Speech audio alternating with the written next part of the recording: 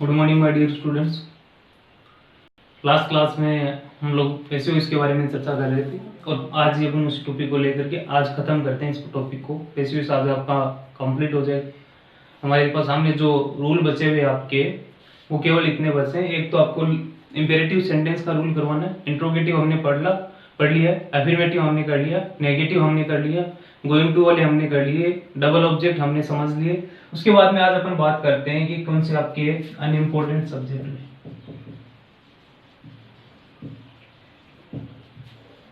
ये कौन से आपका अनइम्पोर्टेंट सब्जेक्ट कौन कौन से होते हैं। They, we, people, someone, somebody, everyone, everybody, कुछ और होते हैं, ऑल ऑफ देम, पुलिस। और जैसे एक ध्यान रखना भाई, मैनी, पीपल, ये आपका अनइम्पोर्टेंट में नहीं आएगा। एक नहीं आएंगे। They, we, people, someone, somebody, everyone, everybody और ऑल ऑफ देम, पुलिस। इस प्रकार की जो सेंटेंस होंगे वो किसमें काउंट होंगे? अनइम्पोर्टेंट सेंटेंस के अनइम्पोर्टेंट सब्जेक्ट्स माने जाएंगे। और अनइम्पोर्टेंट सब्जेक्ट को ऑब्जेक्ट में बदलने की कोई आवश्यकता नहीं है। और ऑब्जेक्ट में नहीं बदलने की आवश्यकता है तो हमारा बाई प्लस ऑब्जेक्ट वाला कॉलम वो यहीं पे खत्म हो जाएगा। मेन वर्ब पे आपका सेंटेंस क्या हो जाएगा? खत्म हो जाएगा। इसको नोट कर सकते हैं। They, we, people, someone, somebody, everyone, everybody, all of them और पुलिस। और ये जो सेंटेंस में आने वाले जो सब्जेक्ट है वो कैसे सब्जेक्ट है? अनइम्पोर्टेंट सब्जेक्ट है। तो इनकी हमारे को किसी प्रकार की कोई आवश्यकता नहीं रहती है। इसलिए हम देखेंगे, जैसे एग्जांपल देखना,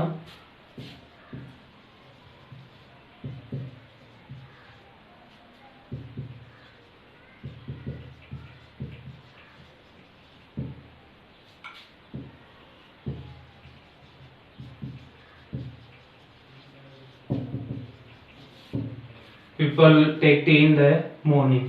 ये एक आपका सेंटेंस है, people take tea in the morning. अब इसको जैसे हम चेंज करेंगे तो अनइम्पोर्टेंट सब्जेक्ट को आपको क्या करना पड़ेगा? लीव इट करना पड़ेगा। क्लियर? अब चेंज जैसे करेंगे तो ये पीपल सब्जेक्ट, ये वर्ब और ये क्या आपका ऑब्जेक्ट। ऑब्जेक्ट को क्या बनाएंगे? सब्जेक्ट। ऑब्जेक्ट को क्या बनाएंगे? सब्जेक्ट। टी, ये किस में आ रहा है भैया? पीपल प्लूरल का है, इसका मतलब टेक वर्ब की फर्स्ट फॉर्म आई है, इसका मतलब प्रेजेंट सिंपल है। और प्रेजेंट सिंपल जाएगा किसमें? प्रेजेंट कंटीन्यूअस में। टी इज वर्ब की कौन सी फॉर्म लगानी है भैया? Third form. T is taken in the, आगे क्या आपका? मॉर्निंग। और इन द यहाँ पे मान लो कोई कंट्री का नाम हो, इन द इंडिया, तब भी कोई दिक्कत नहीं है। T is taken in the India, T is taken in the morning. अब यहाँ पे समझने वाली चीज तो ये है कि यहाँ पे ये जो पीपल आपका सब्जेक्ट है, इसको ऑब्जेक्ट बनाना है या नहीं बनाना है। इसको अनइम्पोर्टेंट सब्जेक्ट्स में आते हैं तो बाई पीपल लिखने की कोई आवश्यकता नहीं है। और ये आपके सब्जेक्ट में एक अलग से रूल, सिलेबस में एक अलग से रूल दिया। इसका मतलब बाई पीपल आपने कर दिया तो आपका सेंटेंस क्या माना जाएगा? गलत माना जाएगा। अन्यथा सेंटेंस में बाई पीपल गलत नहीं रहता है, लेकिन आपके एक एडिशनल तरीके से, अतिरिक्त रूप से आपको क्या दिया गया? एक सिलेबस में रूल दिया गया कि अनइम्पोर्टेंट सब्जेक्ट ऐसे होते हैं और इनका आपको ध्यान रखना है। तो यहाँ पे अगर आपने बाई पीपल कर दिया तो सेंटेंस आपका गलत होगा। उसके बाद में नेक्स्ट देखना, जैसे police arrest the thief. Police arrest the thief. Police किसको पकड़ती है? किसको अरेस्ट करती है? चोर को। तो यहाँ पे अरेस्ट मेन वर्ब आ रही है, इसका मतलब इसके बाद में क्या आएगा? ऑब्जेक्ट। ऑब्जेक्ट क्या हमारा? The thief. तो ये क्या बन जाएगा? Subject, the thief. अब ये किसमें आ रहा है भैया? किसमें आ रहा है? ये सिंपल प्रेजेंट में जाएगा। किसमें? प्रेजेंट कंटिन्यूअस में। The thief is, main verb की कौन सी फॉर्म आएगी भैया? Third form. The thief is arrested. और बाय पुलिस लिखने की कोई आपको आवश्यकता नहीं, आपका गलत हो सकता है। बाय पुलिस अगर आपने किया तो क्या हो जाएगा? The thief is arrested. तो कहने का मतलब द थिफ इज अरेस्टेड। ये अनइम्पोर्टेंट क्यों माने जाते हैं? कैसे, क्या होता है ये? जैसे देखना कि इनको अनइम्पोर्टेंट ऐसे मानते हैं कि इनके बिना भी सेंटेंस क्या रहता है? कंप्लीट अर्थ रहता है। पहली बात तो ये कि चोर हमेशा किसके द्वारा गिरफ्तार किया जाता है, वो काम पुलिस का ही होता है, हम अपनी अपनी लैंग्वेज में बोल सकते हैं पुलिस का ही वो काम होता है, तो इसमें बाय पुलिस लिखने की कोई आवश्यकता नहीं है। दूसरी बात, जैसे people take tea in the morning, ये तो यानी कि जानवर चाय पीते हैं, लोग भी पीते हैं, इसलिए ये क्या हो गया आपका अनइम्पोर्टेंट सब्जेक्ट हो गया। क्लियर है? तो ये अनइम्पोर्टेंट सब्जेक्ट को हमको क्या नहीं करना है, ऑब्जेक्ट में चेंज नहीं करना है, नोट कर लें इसको।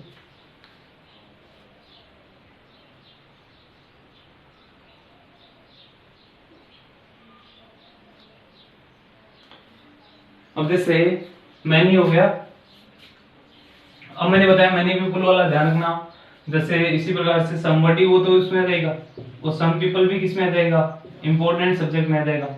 जैसे एक एग्जांपल देखना,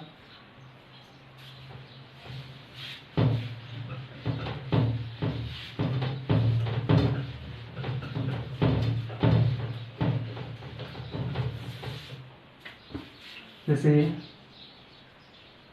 सम पीपल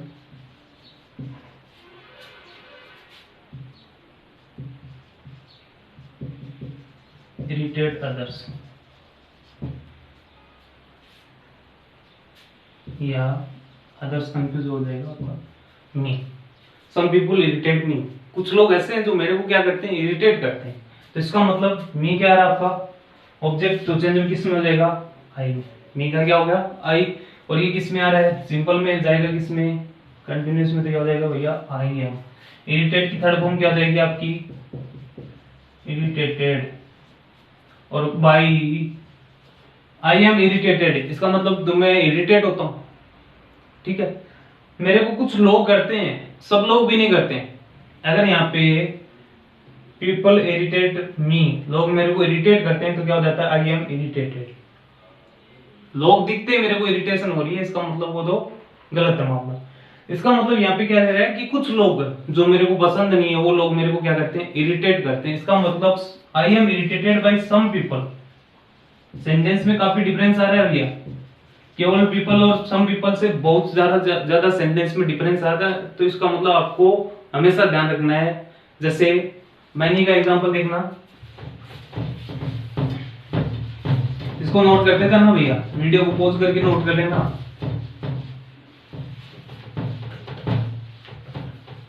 देखना, many people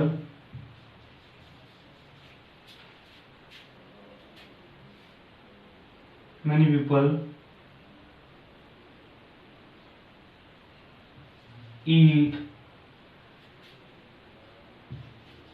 meat in India, कि इंडिया के अंदर कुछ लोग ऐसे हैं, कई लोग ऐसे हैं जो क्या करते हैं, मीट खाते हैं। ये ईट मैनो, ये थर्ड आपका क्या हो गया सब्जेक्ट, तो क्या हो जाएगा मीट। ईट यानी वर्ब की फर्स्ट फॉर्म यानी किस में आ रहा है, सिंपल में, तो जाएगा किसमें, कंटिन्यूस में। मीट इज, ईट की थर्ड फॉर्म क्या हो जाएगी, ईटन। और अब याद रखना, मेन वर्ब की थर्ड फॉर्म आ गई, तो इन इंडिया कहां जाएगा, इसी के साथ में, in India. Meat is eaten in India, यहाँ पे सब तो खाते नहीं है। मैनी पीपल का मतलब ये अनइम्पोर्टेंट नहीं हुआ, केवल पीपल आता है, people eat meat in India, तो क्या हो जाता, eat is meat is eaten in India. India में मीट खाया जाता है, किसके द्वारा खाया जाता है, कितना खाया जाता है, कोई मतलब नहीं है। लेकिन यहाँ पे मैनी पीपल का मतलब कई लोग खाते हैं, इसका मतलब क्या हुआ पाएगी, क्या हो जाएगा, मैनी पीपल। इस प्रकार से मैनी पीपल और सम पीपल का आपको अच्छी तरह से ध्यान रखना है। सम का मतलब कुछ के लिए बात की जा रही है, मैनी का मतलब कई के लिए, सब के लिए नहीं हो रहा कहीं पे भी, तो इसका मतलब मैनी और सम का ध्यान रखना। और बाकी आपकी कौन से ऑब्जेक्ट्स है, बाकी आपके कौन से ऑब्जेक्ट है, अनइम्पोर्टेंट सब्जेक्ट है, सॉरी, और इसका मतलब ये ऑब्जेक्ट में चेंज नहीं होंगे। ओके स्टूडेंट्स, अब अपन नेक्स्ट देखते हैं।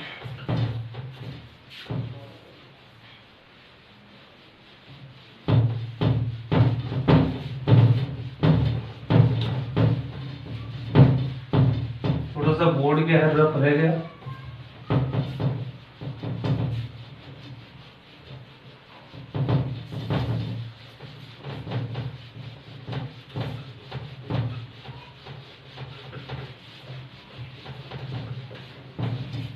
बात करते हैं हम इंपेरेटिव सेंटेंस की। लास्ट हमारा जो रूल है, लास्ट है ये, ज्यादा बोल मत होना, जो आया हमारा इंपेरेटिव सेंटेंस।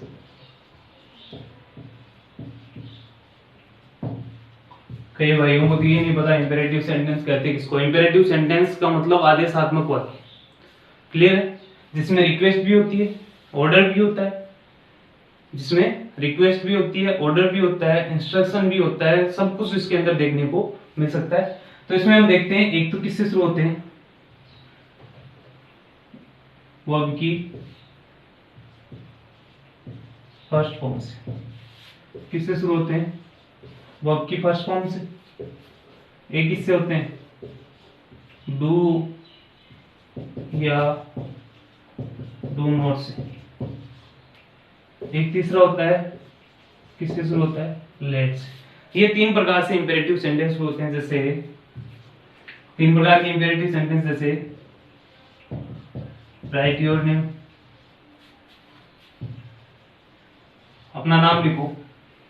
इसका मतलब आपकी फर्स्ट फॉर्म से इंपेरेटिव सेंटेंस आदेश दिया जा रहा है, आपको इंस्ट्रक्शन दिया जा रहा है, राइट योर नेम, इसका मतलब अपना नाम लिखो। डू नॉट से, जैसे डू से देखना डू योर वर्क, अपना काम करो, क्लियर है, इंपेरेटिव है। डू नॉट गो देयर, वहां मत जाओ, ये भी सेंटेंस कैसा आपका, इंपेरेटिव सेंटेंस है। जैसे लेट से लेट मी गो देयर, मुझे वहां जाने दो। Let me please go there, कृपया मुझे वहां जाने दो। लेट मी गो देयर, मुझे वहां जाने दो। लेट मी नाउ, मुझे आप जाने दो। तो इस प्रकार के जो सेंटेंस है, ये सेंटेंस कैसे होते हैं, इंपेरेटिव सेंटेंस होते हैं। और इंपेरेटिव सेंटेंस में आपको ज्यादा कुछ भी चेंज करने की कोई आवश्यकता नहीं है। पहले आपको ये समझना है कि इंपेरेटिव सेंटेंस कौन से होते हैं। तो क्लियर देख लेना, इंपेरेटिव सेंटेंस इस प्रकार से देखने को मिलेंगे। उनमें केवल आपको ये ध्यान रखना है कि इंपेरेटिव सेंटेंस को केवल आपको लेट से तो शुरू करना है, और लेट के बाद में जो हेल्पिंग ऑफ जो अपन लगाते हैं, वो किसका प्रयोग करना, आपको बी का प्रयोग करना है। सेंटेंस को किससे शुरू करना है, लेट से शुरू करना है। हेल्पिंग ऑफ किसका प्रयोग करना है, बी का प्रयोग करना है। और बाकी जो नियम होंगे वो आपके क्या रहेंगे, सेम रहेंगे। जैसे नियम क्या है कि सेंटेंस को लेट से शुरू करना है, और लेट के बाद में क्या आएगा भैया, सेंटेंस चाहिए तो ये शुरुआत हुई है सेंटेंस की, बाद में सेंटेंस हमारा क्या आता है, सब्जेक्ट आता है। बाद में हेल्पिंग वर्ब आती है, तो हेल्पिंग वर्ब आपको प्रयोग किसका करना है, बी का। इतना ही। जैसे इसको देखना, राइट योर नेम, तो इसको अपन चेंज करेंगे तो क्या हो जाएगा, लेट, बाद में क्या लेना, सब्जेक्ट। सब्जेक्ट क्या भैया इसमें, right let your name. Subject का मतलब ऑब्जेक्ट को सब्जेक्ट बनाना है। वही सेम जो बाकी जो नियम है वो यथावत रहेंगे, सेम रहेंगे। इसका मतलब क्या, ऑब्जेक्ट को तो सब्जेक्ट बनाएंगे। लेट से शुरू कर दिया, बस केवल आपको इतना याद रखना है, लेट से शुरू करना है। बाद में अपन को क्या करते हैं, सब्जेक्ट, ऑब्जेक्ट को सब्जेक्ट बनाते हैं, वर्ब का प्रयोग करते हैं। तो ऑब्जेक्ट को सब्जेक्ट बना के हमने योर नेम को, क्लियर है। योर रिलेटिव केस है तो योर का यू तो होने वाला नहीं, योर नेम। बाद में आपको प्रयोग किसका करना है, हेल्पिंग ऑफ की जगह बी का प्रयोग करना है। हेल्पिंग ऑफ की जगह किसका प्रयोग करना है, बी का प्रयोग करना है। मेन वर्ब की थर्ड फॉर्म का प्रयोग करना है। राइट की थर्ड फॉर्म क्या रहेगी, write wrote written. Let your name be written, clear. जैसे do your work, do your work को चेंज करेंगे तो लेट, अब योर वर्क क्या आपका क्या बन करके आएगा, योर वर्क क्या बन जाएगा, सब्जेक्ट। तो क्या हो जाएगा, let your work be, do की थर्ड फॉर्म क्या हो जाएगी, डन, क्लियर। उसके बाद में do not go there, do not go there, इसका मतलब सेंटेंस में क्या है, देर आ रहा है। गो के बाद में ऑब्जेक्ट के रूप में क्या आ रहा है, देर आ रहा है।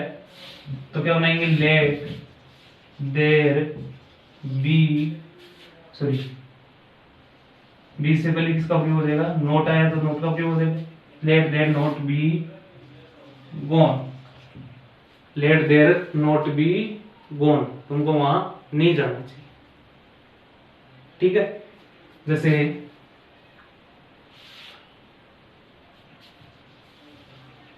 डू नॉट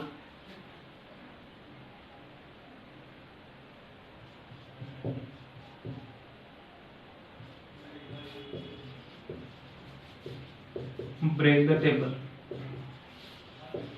टेबल को मत तोड़ो, इसका मतलब चेंज करेंगे तो किसमें हो जाएगा, लेट, बाद में द टेबल हमारा क्या बनेगा, सब्जेक्ट, लेट द टेबल, बाद में डू नॉट है, इसका मतलब प्रयोग किसका करेंगे, नोट का, बाद में किसका प्रयोग करेंगे, बी, और ब्रेक की थर्ड फॉर्म क्या हो जाएगी, ब्रोकन। इस प्रकार से सेंटेंस को चेंज करना है, नोट कर सकते हैं इसको, नोट करो फटाफट।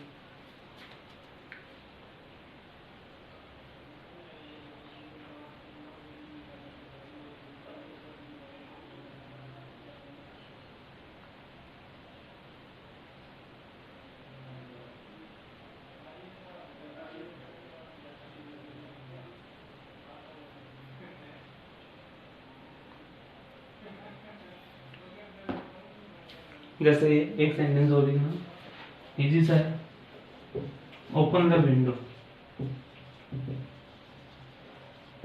ये भी सेंटेंस किससे शुरू हो रहा है, वर्ब की फर्स्ट फॉर्म से, इसका मतलब इंपेरेटिव सेंटेंस है, तो बनाएंगे तो क्या हो जाएगा, द विंडो, सॉरी शुरू किससे करना है आपको, लेट से, let the window be, open की थर्ड फॉर्म क्या हो जाएगी भैया, ओपन। इस प्रकार से चेंज करना है, कोई कंफ्यूजिंग पॉइंट इसमें नहीं है, क्लियर है। अब वीडियो को पॉज करके आप नोट कर लेना। अब अपन आगे बात करें,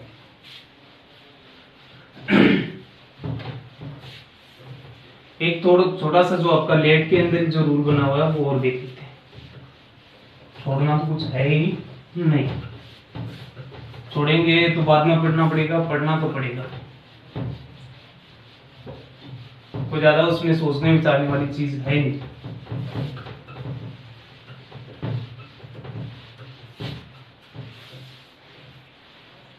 जैसे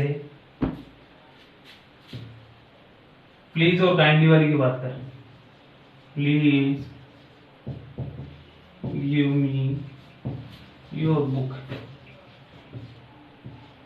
please give me your book, ये आपके सामने एक सेंटेंस प्लीज है, इसका मतलब ये थोड़ी ना कि सेंटेंस कोई अलग हो गया, वर्ब की फर्स्ट फॉर्म से शुरू हो रहा है, वर्ब की फर्स्ट फॉर्म से शुरू हो रहा है। एक तो हम इधर से चेंज कर सकते हैं, you are requested, you are requested to give me your book, एक तो ये तरीका। दूसरा आपका तरीका आपको लिखना है मैं से, जैसे ऑब्जेक्ट लेंगे, मी का सब्जेक्ट क्या बनेगा, आई, बाद में मैं, आई मैं, सेंटेंस को देखना गौर से, कहीं पे भी आपको किसी प्रकार की कोई गलती की गुंजाइश नहीं रखनी है। जैसे आई में, बाद में प्रयोग किसका हुआ है, प्लीज का, तो क्या रख देंगे, प्लीज। अब मैं के बाद में आपको याद रखना प्रयोग किसका करना है, बी का प्रयोग करना है, आई में प्लीज बी, बाद में क्या है, गिव की थर्ड फॉर्म क्या हो जाएगी भैया, गिवन, और बाद में क्या बचा हमारे पास में, योर बुक। ये तरीका आपको जो इजी लगे वो आपके लिए सही है। सेंटेंस को हेल्पिंग वर्ब के रूप में किसका प्रयोग करना है, याद रखना प्लीज और काइंडली वर्ड का प्रयोग हो जाए, किसका हो जाए, प्लीज और काइंडली वर्ड का प्रयोग हो जाए तो ध्यान दो ही बातें याद रखनी है। एक तो सेंटेंस का शुरुआत तो सेम ही रूल है, एक तो एचवी की जगह किसका प्रयोग करना है, एचवी के स्थान पे किसका प्रयोग करना है, मे का, एचवी के स्थान पे किसका प्रयोग करना है, मे का प्रयोग करना है। और मे के प्रयोग के बाद में किसका प्रयोग करना है, प्लीज या काइंडली जो भी आपको दिया हुआ है उस वर्ड का प्रयोग करेंगे, ठीक है। और बाद में प्रयोग किसका कर देंगे, बी, बी आ गया तो वर्ब की बाद में क्या लगानी है, थर्ड फॉर्म लगानी है, सेंटेंस खत्म। ओके स्टूडेंट्स, इस प्रकार से आपको सेंटेंस पैसिव एक्टिव वॉइस से किस में चेंज करना है, पैसिव वॉइस में चेंज करना है। मैंने जितना डीप से जितना समझा सका, जितनी मेरी कोशिश हुई, ऑफलाइन क्लास का एक अलग ही अंदाज होता है पढ़ने और पढ़ाने में दोनों में, लेकिन ऑनलाइन में जितनी कोशिश हो सकी मेरे से उतनी मैंने कोशिश की। कई जगह कहीं पे कोई गलती हुई है, जहां तक मेरा मानना है कोई किसी प्रकार की कोई गलती कोई गुंजाइश नहीं है, लेकिन फिर भी कोई किसी प्रकार की कोई गलती हुई है तो मेरे को आप नोटिस करवा देना, मैं उसको जरूर ठीक करवाऊंगा। ओके स्टूडेंट्स, आज आपके पैसिव वॉइस कंप्लीट है। आप अपनी होम असाइनमेंट के रूप में कॉपी में नोट करेंगे, हर एग्जाम्पल के साथ में एक एक दो दो एग्जाम्पल अपनी तरफ से भी लगाएंगे। अब उसके बाद में आपके पास में जो भी गाइड या कोई हेल्प के लिए कोई भी किसी प्रकार की कोई पासबुक या गाइड जो भी है उसमें से एक्सरसाइज दी हुई है, आपकी जो बुक्स जो चल रही है सिलेबस की, उसके अंदर भी आपको एक्सरसाइज मिलेगी पैसिव वॉइस की, उनको भी आपको सोल्व करना है, तब जाकर के आपको पैसिव वॉइस कंप्लीटली समझ में आएंगे। अन्यथा रूल रटने से कोई मतलब वाली चीज नहीं है। मैंने किसी भी प्रकार का आपको कोई रूल नहीं बताया, बस आपको तरीका सीखना है कि किस प्रकार से चेंज करना है। याद ये रखना है कि जितनी मेहनत से हम जितनी शिद्दत से हम एक्सरसाइज करेंगे, मेहनत करेंगे, तभी आपको पैसिव वॉइस कंप्लीट हो पाएंगे, अन्यथा आप पैसिव वॉइस नहीं सीख पाएंगे। और उम्मीद करता हूँ कि आपको अभी सब कुछ समझ में आया है, और आप आशा करता हूँ कि आप लोग इसको जो मैंने जितना पढ़ाया उसके ऊपर और ज्यादा मेहनत करेंगे। Thank you.